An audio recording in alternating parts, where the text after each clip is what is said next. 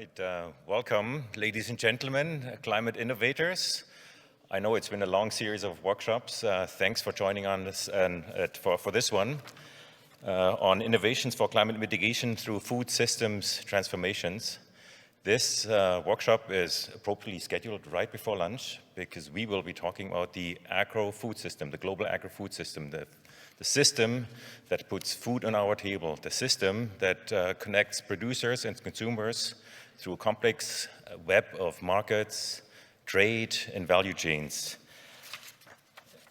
It requires many inputs from fertilizers, farmlands, freight trains, freezers, before the food lands on our plates and we can scoop it up with our forks. That's about as many F words I could put in one sentence. And this system has a massive footprint on the global environment, including emissions. You will hear in a moment that this system contributes almost a third of global emissions. Yet it's also been the neglected child of climate finance and is hardly connected to carbon markets.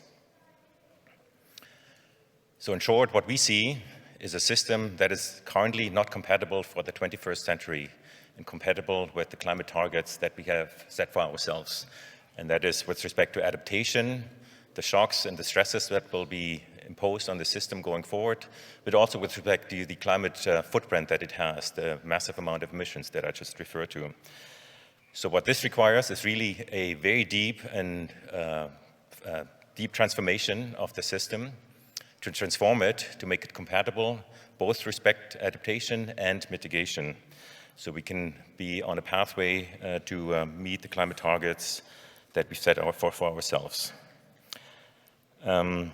But this transformation also needs to be just and equitable. This morning's plenary session had this theme very pronounced with respect to the energy transition, and we hear that a lot, but the same applies for the transition, the transformation of the agri-food system, for that to be just and equitable. A lot of people put their blood, sweat, and tears into producing food, whether it's rice farmers in India or ranchers in Uruguay, as we'll hear, or the chef in a downtown Bilbao restaurant. So there's a lot of transformation, and while this picture might sound bleak, we also see many opportunities to make this transformation productive and play a vital role in transforming the global economy towards green and clean production. So there's many opportunities, and that's in fact what we want to focus on today. We want to raise the awareness about the global food system, its impact it has on the climate, what we can do about it, and how we can harness the potential for transformation. And that, of course, includes, very importantly, leveraging the natural assets that this food system relies on, soils, natural ecosystems, to make a climate-positive transformation possible. So with that, I will move over to my panel.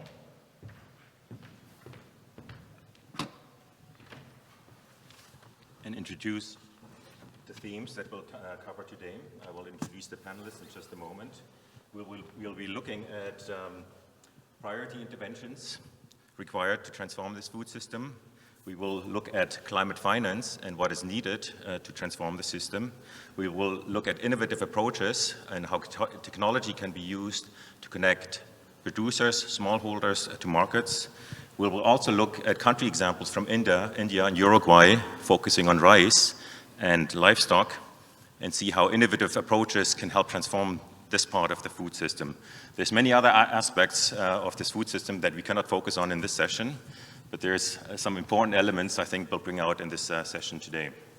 So having said that, we'll have lined up 5 short lightning talks, short punchy presentations highlighting key aspects of the topics that I just introduced. And hopefully you will be hungry for questions after these presentations. We hope to save 10-15 minutes for your questions before we wrap up. So having said that, let me turn to the panel, starting with, I'm Alexander Lutsch from the World Bank, and I will be moderating, obviously. And I'm turning now to Bill Sutton, the global lead for climate smart agriculture in the World Bank group, where you've worked for over 2 decades on impactful agricultural projects, including on climate smart agriculture, but more recently the attention has turned to the agri-food system's role in mitigating climate change. So Bill, please share with us what is happening in the World Bank with respect to decarbonization of the agri-food system. Over to you, Bill. Thanks very much, Alex, and welcome everyone, both here in person and online watching the stream. Today I'd like to give you just a brief flavor of a new flagship report that the World Bank is working on that we're calling a roadmap for decarbonizing the air and recarbonizing the land through agri-food system transformation. And the reason for that somewhat longish title is because the food system is actually somewhat unique because it can both reduce its emissions and also sequester carbon, not just from agriculture and food, but from other sectors as well. I'm going to give you just a short summary of some of the initial findings today, but the full report will be coming out in the coming months. So the first point that I'd like to get across is that the agri-food system, thanks to advances in data collection and analysis on emissions over the last few years, we now know that the agri-food system is responsible for significantly higher emissions than what was previously thought. It was previously thought that agriculture or FOLU represented around 20% of global emissions, but in fact the food system as a whole, when you look at farm gate emissions, land use change, and also pre and post production processes, is actually responsible for about 30% of total emissions. And this figure also shows why it's critical to take a food systems approach and look at the pre and post-production processes, because they're actually responsible for about a third of total global, of food system emissions.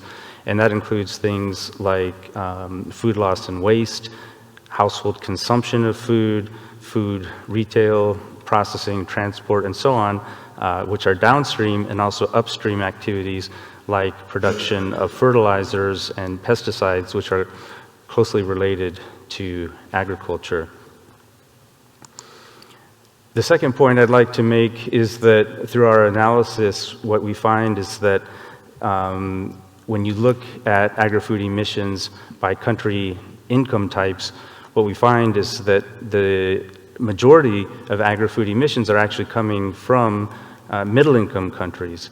And in fact, 8 of the top 10 food system emitters, and including the top 4, are middle-income countries. So oftentimes when we talk to development partners, donors, they want to focus their support on climate-smart agriculture in the low-income countries, which is critical because they're vulnerable to climate change. But if you want to target emissions and mitigate climate change, it's critical to also look at those middle-income countries. Not only are their emissions the highest in food systems, but they're also growing the fastest. So these figures show the changes in emissions from 1990 to 2020 in these different types of countries. And again, the pre- and post-production emissions in those middle-income countries are big and growing the fastest. Next, this figure may look a little bit complicated, but the message is actually simple. Without targeted action in the agri-food sector, the temperature goals of the Paris Agreement cannot be reached. So what it shows is that even if you eliminated all emissions from fossil fuels by, say, 2050 or 2075, if you continue with a business as usual approach to food system emissions, we're still going to overshoot those Paris Agreement targets in terms of trying to limit global warming to 1.5 degrees or 2 degrees Celsius. So we can't continue ignoring the emissions produced by the food system. And next, the agri-food system has enormous potential to reduce and sequester emissions cost effectively. And this is critical because a lot of people look at the food system or look at the economy as a whole and think that it's only in energy or in transport where you can get cost-effective emissions reductions, but in fact, as this figure shows, this summarizes global potential volumes of emissions reductions that can be achieved for less than $100 per ton of CO2 equivalent in actually in NAFOLU, agriculture, forestry, and land use.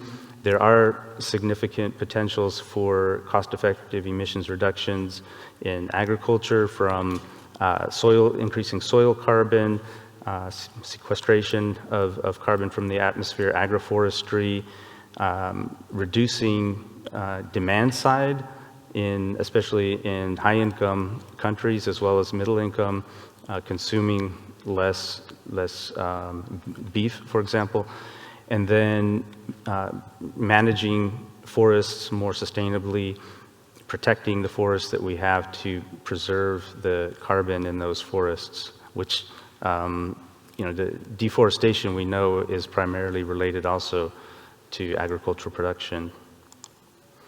So that's it from me. Thank you very much, Bill, highlighting the footprint that I referred to earlier in my introductory remarks of the global agri-food system. We now next turn to Daniela Kiriak from the Climate Policy Institute, where she's a manager leading research on the agri-food system, the very system that we're talking today. You're also working on a report at the moment dissecting the climate finance that is going towards this system. So with that, over to you, Daniela. Thank you so much. Good morning, everyone. Very pleased to be here. In addition to what Alex mentioned, I'm also leading the team at CPI that is acting as the secretariat for CLIC, which you can see on the screen, or the Climate Short Investor Coalition. So the research we are doing is part of this work. As in the case presented by Bill, this is part of our initial findings of a report that will come up in the next month. And the objective today is to just give you some key takeaways from our analysis, to just point to the magnitude of the finance gap for agri-food systems, and then also highlight some opportunities for change. And before diving into the numbers, I just wanted to quickly define what we mean by climate finance. So that includes financial flows that are supporting activities tackling climate mitigation, so trying to sequester, to reduce or avoid global greenhouse gas emissions, as well as activities that are supporting increased resilience of human systems as well as natural systems. And then we also have activities that tackle simultaneously both adaptation and mitigation, so we call them dual benefits. So for this study, we looked at data for the years 2019 and 2020, and we were able to track climate finance going to agri-food systems in the amount of 28.5 billion in annual average for these 2 years. And this is represented in the graph by the small green slice. This represents only 4.3% of the total climate finance that was committed in those years globally. And as Bill mentioned, this is a striking disconnect between the fact that agri-food systems are responsible for about 1/3 of global greenhouse gas emissions, but also in economic terms, agri-food systems account for about 10% of the global GDP annually. And in order to have a better idea of where the needs is compared to what is actually deployed, we also looked and analyzed these 3 scenarios of the estimated finance that is needed in order to tackle climate adaptation mitigation in agri-food systems. These studies are taken from the wider literature. And it's striking because we see that even to reach the most conservative scenario, climate finance to agri-food systems requires a 7-fold boost. So the gap between what is actually being done and what needs to be done is very high. Next, I wanted to have a deeper dive into the mitigation aspects when we look at agri-food systems. So we compared the percentage of climate finance out of the total, for agri-food systems out of the total climate finance, which are represented here by the green slices, and which are contributing to mitigation. So we looked at projects that tackle only mitigation as well as projects that tackle both adaptation and mitigation at the same time. And then we projected this against the percentage of greenhouse gas emissions that the 3 different components of agri-food systems are responsible for. And as you can see, the gap between the finance tract and the emissions is pretty significant across the board, but it's particularly striking when we look at agriculture production, which receives only under 1% of the climate finance and is responsible for about 14% of the emissions. And one particular opportunity that we see is being missed still here is what Bill also alluded to, is the fact that agriculture is singularly placed to address both adaptation and mitigation simultaneously, and that receives only 0.4% of the climate finance at the moment. So there's a huge opportunity there to grow. And another point I would like to look at is the pre- and post-production, where again we see a little over 1% of the finance going. And here we see space for improvement and opportunities for further investments from public and private sector on the two of the main segments of the post-production, particularly in decreasing food loss and waste, but also in encouraging lower carbon diets. So I'll conclude here my findings, but not before saying that the findings should be considered with some data limitations in mind. We are constantly trying to improve our data coverage, but despite our efforts, we still have data gaps in domestic public finance as well as international private finance. But this is due to lack of transparency and reporting.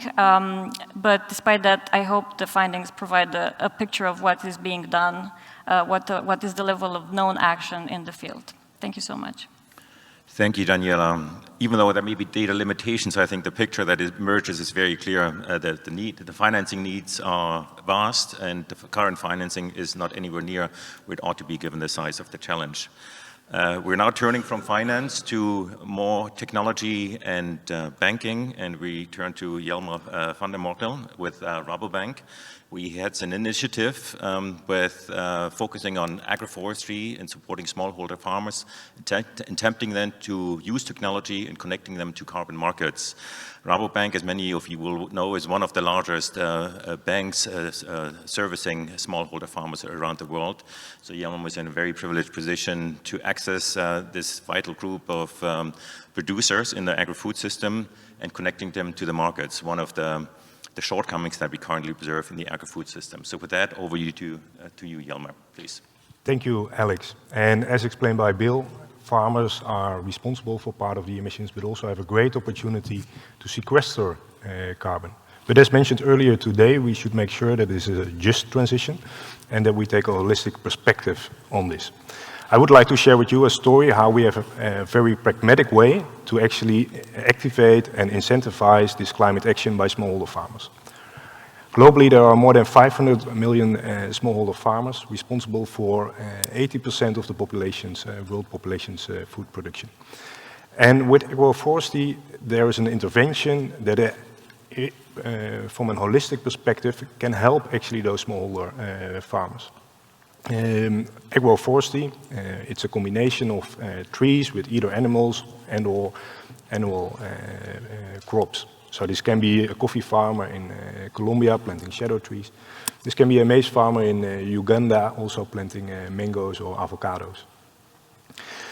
And if I say, okay, we should take a holistic approach, then we should also look actually the impact of agroforestry. And we see an impact actually of agroforestry on the individual level, on a regional level, and on a global level. With agroforestry, the planting of the trees by those farmers, the farmer is able to diversify its income, as some of the fruit producers leads to new income streams, but it's also diversifying its income, so we can improve the livelihoods of the farmers. But it's also ensuring climate adaptation of those farmers, as farmers are better protected to droughts, floods, and so on. On a regional level, we see impact on food security, biodiversity, land restoration, and also climate mitigation as those farmers sequester carbon out of the air with the growth of the trees. So what do we do actually with ACORN? And most importantly, what I would like to stress is the climate equity that we foster. We want to make this work for the smallholder farmers. We want to drive money flows from the global north to the global south, where most of the smallholder farmers are actually based. What do we do end to end to make this possible? Those smallholder farmers that are often grouped and supported by local partners that can be NGOs, cooperatives, trading companies, they support those farmers in selecting the right agroforestry design, the logistics, handing out the seedlings, training, education. But they also collect for us the field coordinates of those farmers. We do some ground truth sampling, and with digital MRV, we can measure the delta in biomass over the past year. This delta in biomass is what we translate to carbon removal units. And those carbon removal units, we sell on the voluntary carbon market to buyers like Microsoft. We currently sell them for more than 30 euros. And now the point of climate equity comes in. It's crucial in this market that there is an equity and fair benefit sharing mechanism for those farmers. And in the case of Acorn, 80% always goes back to the smallholder farmer. So if we sell it for 30 euros, 25 euros goes to the smallholder farmer. A farmer that can sequester 4 tons of carbon dioxide per annum in this way can earn 100 euros. And for some of those farmers, this is an additional 10, 20, 30% of their annual income. Those carbon removal units are exposed, so the carbon is already removed. It's very traceable and transparent. Microsoft has a unique ID for every carbon removal unit we sell, and if you look at our website, and also Microsoft can find the exact single field polygon and the name of the farmer where the carbon has been removed. It's data-driven, but it also comes, and that's also why the premium is being paid, with significant co-benefits. The question is, how can we make this scale? We are now operational for more than a year. As of today on the website, it's real time. You see 153,000 farmers. The ambition is to have 250,000 by the end of June, but 10 million by 2030. And then it's only still a small portion of the 500 million farmers. So we need very solid projects. And I think that's one of the key elements where we make sure where diversity can be combined with a scalable solution. So it's agnostic in a way that it doesn't matter whether the project intervention is in Colombia or in India, whether it's a coffee farmer or a maize farmer, but that we apply the same methodology and also can provide a very large supply of homogeneous carbon removal units in this market. Crucial, therefore, is the climate finance, as also addressed by one of my panelists. And we solved one of the most challenging bottlenecks in this market with scalable certification, with MRV, with fair market prices for those smallholder farmers. But also for us, still the challenge is to get climate finance to actually pre-finance this transition to agroforestry. And that's why we're currently setting up Carbon Agroforestry Finance. It's a separate financing vehicle. And what makes it unique is that many of those farmers are currently financed still by microfinance institutions, microcredit organizations. And then there is always this challenge of the probability of default of a single farmer, no control over the cash flow of the farmer after harvest. The money man is paid back earliest. But now we have this international money flow from the global north to the global south. And if we withhold a bit of the 80% that goes back to the farmer to repay this initial loan, and we do this for a large group of farmers, we can reduce the probability of default, and we can make sure that we have longer tenors to make sure that the farmer can repay over a longer period. And also, in that way, drive many new project interventions across the globe. And that's so much needed.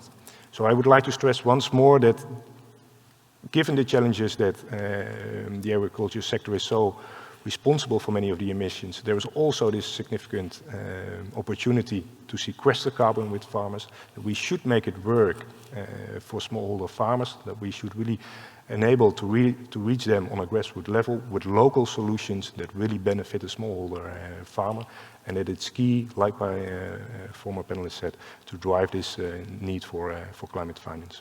Thank you. Thank you, Yilmar. So an excellent example how technology that wasn't available 10 or 15 years ago can now be leveraged to connect farmers with markets and really bring a scalable solution. As you saw through both the emissions presentation and the finance presentation, the scale is huge and it requires scalable solutions. Now we turn to more country-focused examples. We'll be looking and we'll be hearing from two countries who are currently supported by the World Bank through World Bank investments and technical assistance. We first turn to an India example, and we'll turn to Nina Grewal, who's a senior officer with the government of India, who's worked at both at the federal and the state level. You've been there for 30 years. You look at a vast experience working in this space, and you will be introducing your current efforts to develop a project focusing on rice and reducing the emissions from rice. And of course, you will emphasize how important rice is in India and what a global footprint that could how much that could contribute to reducing the global footprint. So with that, over to you, Nina. Thank you so much, Alex. I'll be giving an overview about how much of rice cultivation is happening in India and what is the contribution of greenhouse gas emissions from rice in India. And what, I am working as a project director for the Uttarakhand Climate Responsive Rainfed Farming Project in the northwestern part of India, which is a hilly state, and we are going to be doing research in areas wherein we can try and reduce the farming practice systems for paddy to reduce greenhouse gas emissions. Just an overview of how much of rice production India is doing. We do around 130 metric tons of rice production, and we are feeding around 0.8 billion population of India. And this rice is grown by around 67 million families, farming families all over India, and around 150 million households are dependent upon it. But unfortunately, around 55 to 60% of the methane emissions from India are accounted for from paddy cultivation.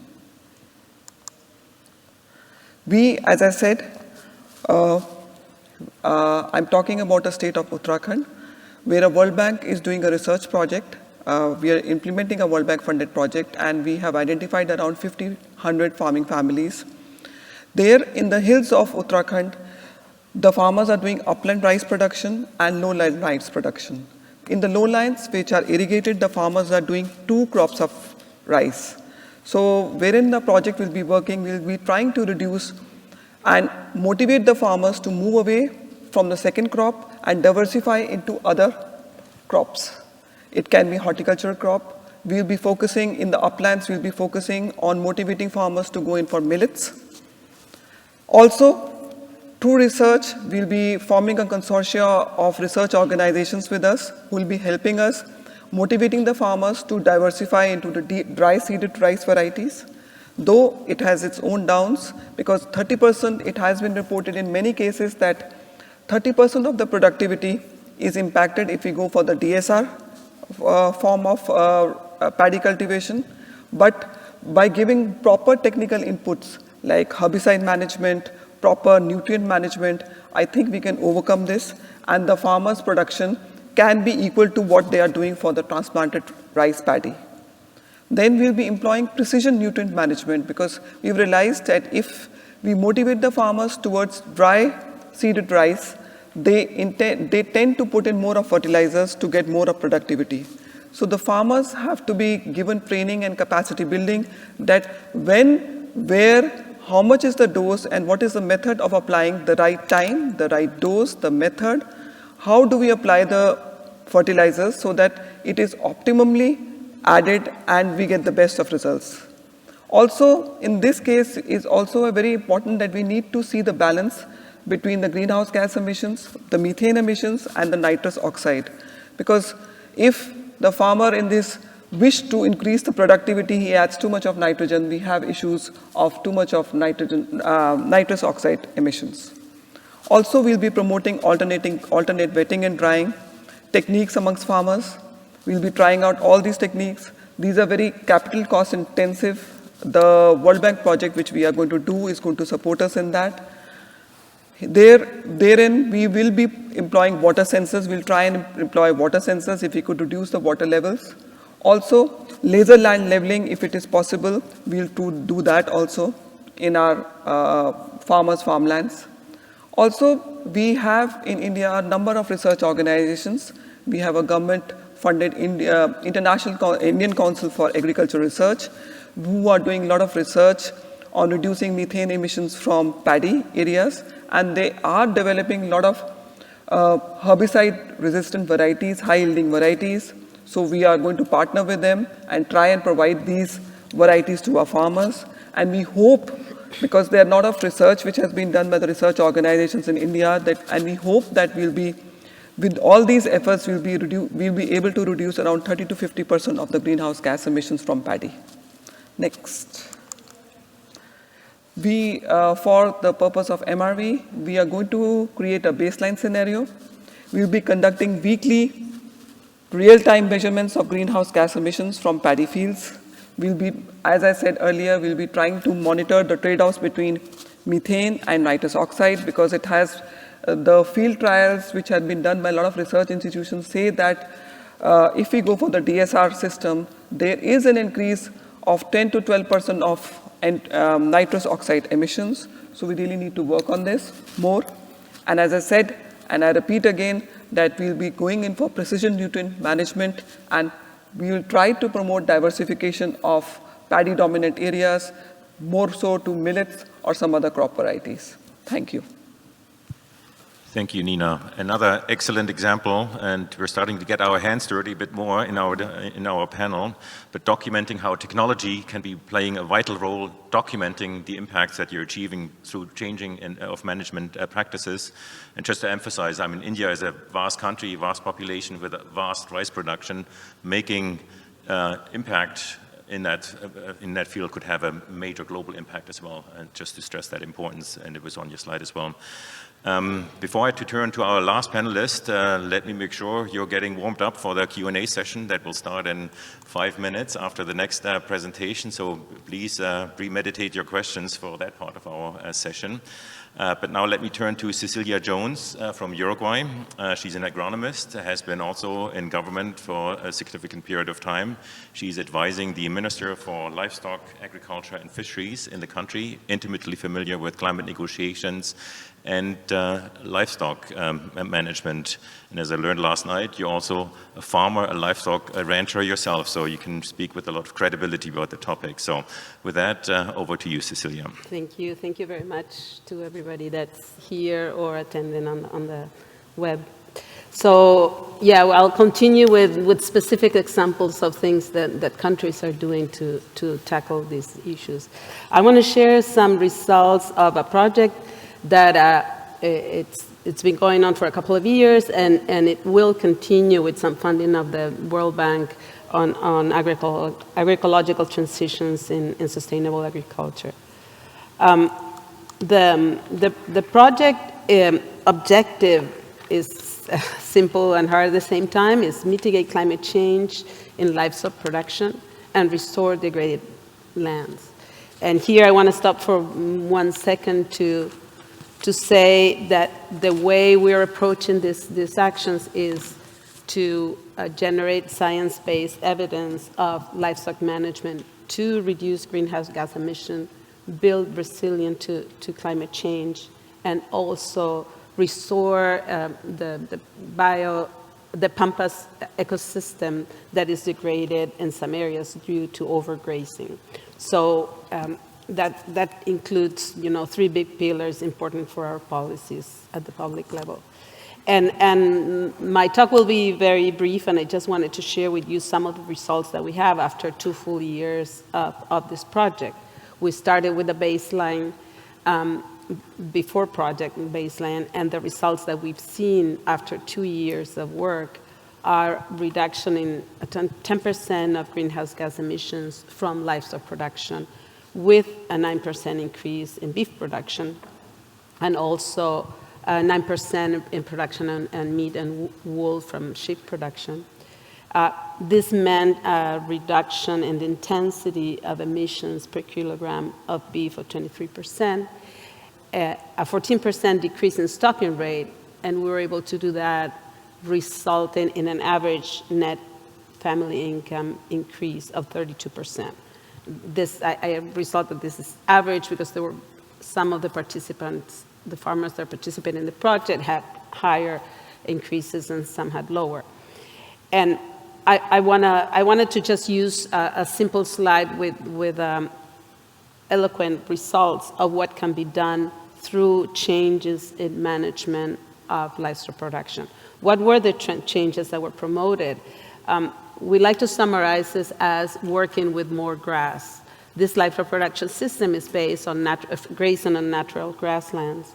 And it was focused on cow-calf operations. That means what the farmers sell is calves that will be then put to the next step by some other farmer.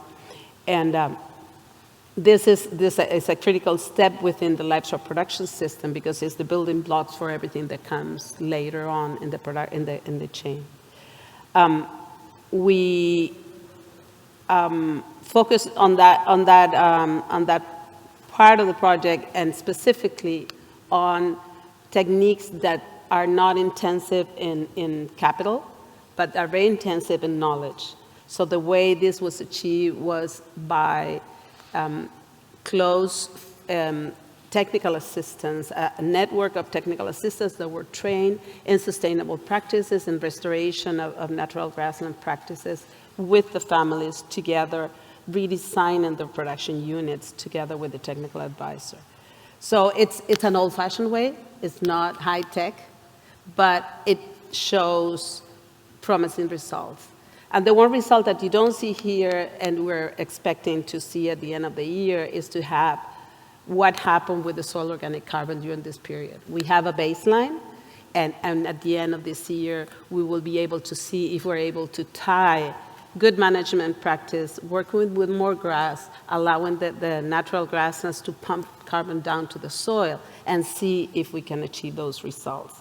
And so that's one thing that we're expecting to see. The other thing we did measure is birds and biodiversity at the plant level. Those are things that are also important for us. Farmers report that to have seen species in their natural grasslands that they had never seen before, and that's because we have lowered the stocking rate. We avoid overgrazing of these natural grasslands. So I have a lot more to say, but I only have 5 minutes, so thank you. Thank you very much. So we hear, and I'm glad you stressed that it doesn't always require high-tech solutions. There's also good practice, and I think your example showed that very clearly. Applying good practice can have tremendous results, and applying that at scale can have a significant impact. So I think that's an important message that we can take away from here. I indicated that we'll have time for questions and answers. I see hands going up. This is when I have to start squinting and look at the dark horizon in the room and surrender my microphone reluctantly.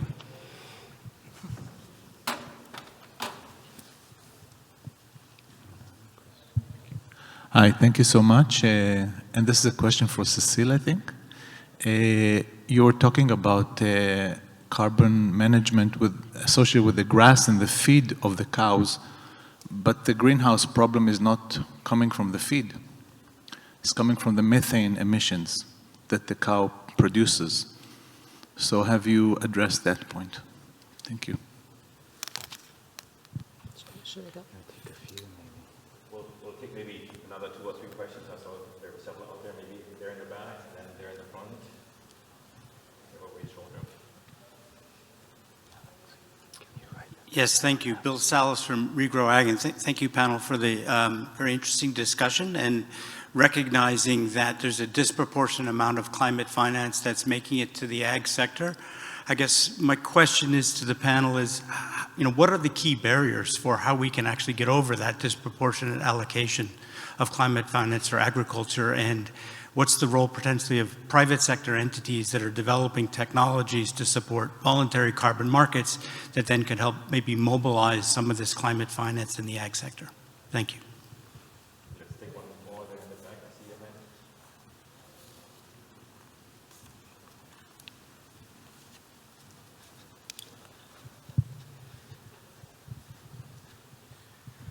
Thank you.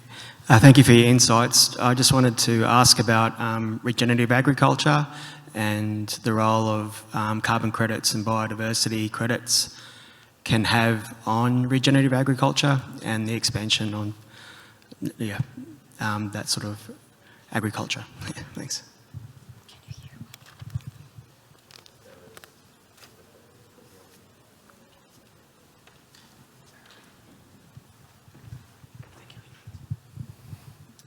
hope that the questions arrived. So I heard the question about methane and livestock, which wasn't addressed. How to grow, and that's in fact the elephant in the room question, how to grow climate finance to support this transition, and how can carbon markets stimulate biodiversity and regenerative agriculture. So maybe let's start with you, Cecilia, first. I'll start with the first question, yes. So the reductions I show were not accounting for whatever increased carbon sequestration might have happened. That's the first thing. And the reason why we see this reduction in greenhouse gas emission is because even though the animals are grazing on the same place and the same diet, the changes in management mean that there's an increase in digestibility of the diet, and that there's an increase in the nutritional value of the diet because they're eating more leafy area that is healthier, the forage is healthier, is more nutritious. That's how we see the increase. So that information I showed does not account for any increase in sequestration. It's basically methane and some of the manure in the soil and the pasture, and that kind of thing, yes. Okay, how to grow climate finance. I'm sure several of you will have an opinion on that. Daniela, you want to start? Yeah, I can start. I think the question was also on the main barriers that we see, and I think one of the biggest barriers is that agriculture and agri-food systems in general encounter very high risks and very high transaction costs because the transactions are very small, and so that deters the private sector from intervening there. So we've been talking a lot about when we look at climate finance and we look at the needs, we see that the public sector cannot cover all these needed amounts, and so there is a need for the private sector to step in. And the way one of the ways to do that is by the public sector using their funds catalytically and de-risking transactions for the private sector to step in. And that's particularly needed in agriculture, where the sector is dependent on a lot of subsidies, but there's a need for a lot of capacity building, as you were mentioning, to finance the transition to alternative systems and so on. So basically, public sector coming in, using catalytic funding to de-risk transactions for the private sector. Short answer. Anyone else wants to come in on the climate finance question? Jelmer? Yeah, if you specifically look actually where repayment is being done based on carbon credits, I think the market still has to mature more. There has to be less volatility in carbon prices. And for financial institutions to really see it as an income stream, it has to be recognized as such. So there needs to be more security on that. The difficulty at the same time is that we see some of those investments being done speculating on increases on those carbon credits. So carbon project developers that are now willing to pay for it. But at the same time, also harm kind of those benefit sharing examples. So that also in the future, the actual beneficiaries of those carbon credits still get a fair share of it. So that's also a large challenge that we have at the same time.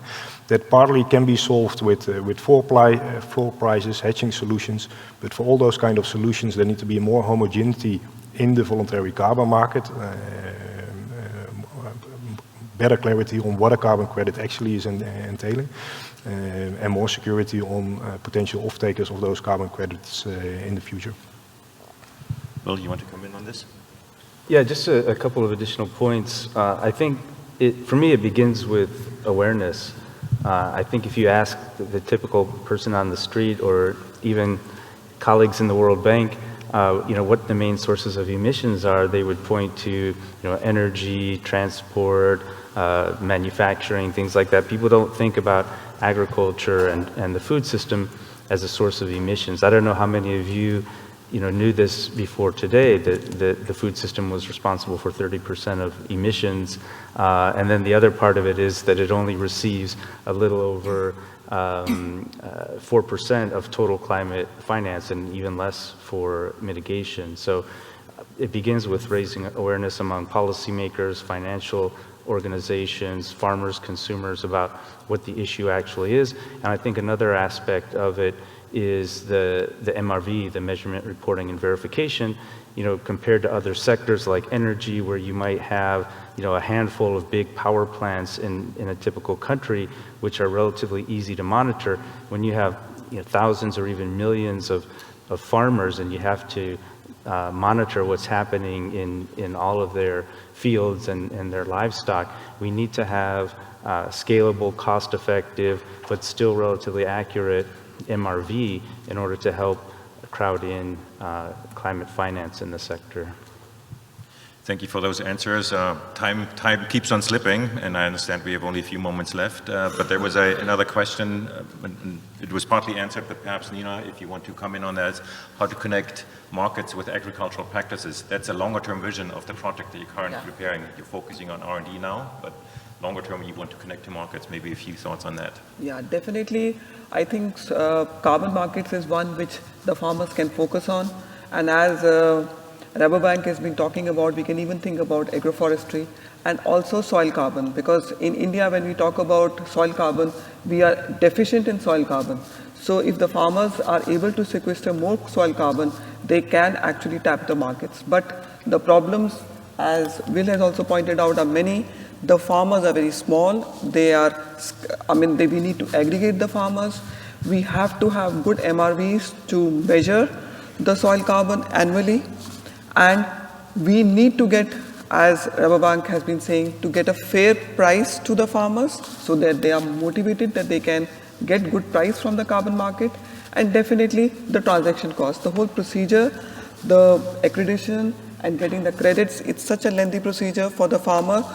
For it to be a very motivating factor that he moves into alternate wetting and drying techniques or dry seeded rice or better crop residue management, we need to have good the transaction cost and the value for the price, what he's paying for giving up on his, he has irrigation available for them, he has a minimum support price which is available for him to grow paddy. If he has to forego it for some other crop or for these type of practices, he needs to get a fair value. Thank you, Nina. I think we need to wrap it up. The objective today was really to put a couple of key thoughts in your mind. Thank you for joining. You heard about the massive footprint of the food system. You heard about the massive challenge to scale up climate finance. You heard about some of the solutions. We only scratched the surface, really. We didn't talk about energy for the food system. We didn't talk about the incentives that you just referred to. There's many more opportunities to use technologies in different parts of the food system. Many more things to be discussed, maybe in some other, at some other occasion. The World Bank, as Bill noted, is actively working on a roadmap to help engage multiple partners to scale up our effort in this space. And you will be hearing more about this in coming months, so please stay tuned for that. Thank you for your question, thank you for your attention, and we're happy to answer any questions over lunch or in the hallways. Thank you.